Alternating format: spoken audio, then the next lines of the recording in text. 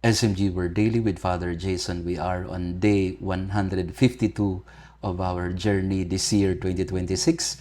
365 days, tayo po ay nasa day 152. Akala mo sa'yo, hiram lang pala. Ito yung tema ng ating ebanghelyo sa araw na ito.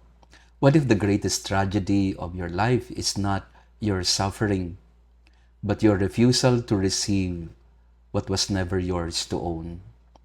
Minsan ang pinakamalaking trahedya sa buhay natin ay hindi talaga ang mga paghihirap o problema, kundi ang pag-aakalang tayo ang may-ari ng mga biyayang pinagkatiwala lang naman sa atin. Ang buhay, ang mga mahal natin sa buhay, ang mga material na mga biyaya ay parang ubasang maingat na itinanim, pinaubaya ng Diyos, hinabilin sa atin. Ngunit dahil sa takot minsan, nais nating angkinin ng lahat. Kaya tinataboy natin ang anak na siyang tunay na tagapagmana, ang Diyos na tunay na nagmamayari.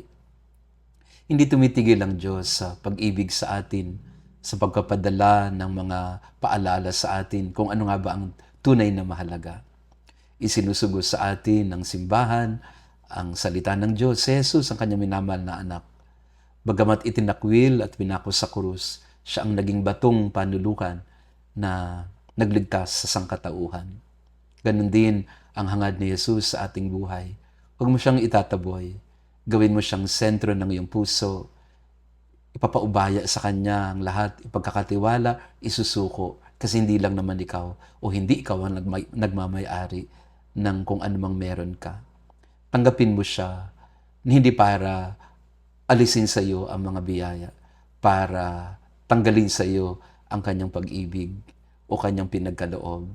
Sa halip, siya'y pumupunta sa atin, dumadalaw, kumakatok sa pintuan, para matuto tayo na magpakumbaba, para matuto tayo na magtiwala, na kapag nagbukas tayo sa Kanya, mas siksik-liglig nag-uumapaw na biyaya ang matatanggap natin sa Kanya. Huwag matakot na ipaubaya kay Jesus ang lahat. Receive the Son. Relinquish your claim to what was never yours to possess. Let the rejected one in Jesus become the cornerstone of your life.